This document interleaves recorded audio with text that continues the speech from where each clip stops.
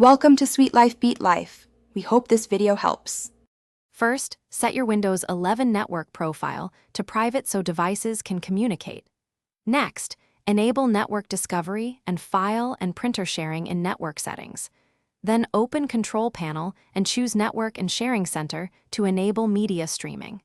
Start the Windows Media Player network sharing service from Services.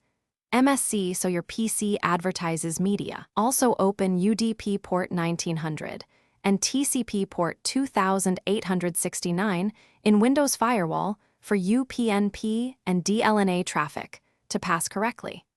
Confirm time synchronization for device. Open File Explorer and add your media folders to music, videos, and pictures libraries. Launch Windows Media Player and confirm those libraries appear under Library View for streaming. Go to Stream and choose Turn on Media Streaming, then name your media library for Dlna clients. Use media streaming options to allow or block each detected device explicitly. Choose permitting or denying high-quality streams if bandwidth is limited. Save settings and close Windows Media Player to apply changes and prepare serving. On your smart TV or phone, open the built-in Dlna client or media app to locate your server. Browse to network or media servers and select the Windows 11 server name you configured earlier.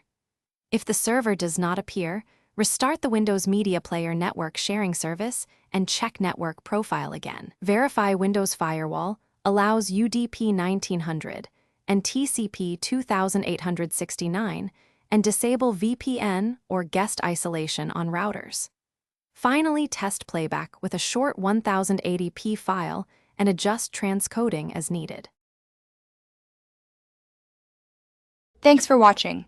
Consider subscribing if we helped you.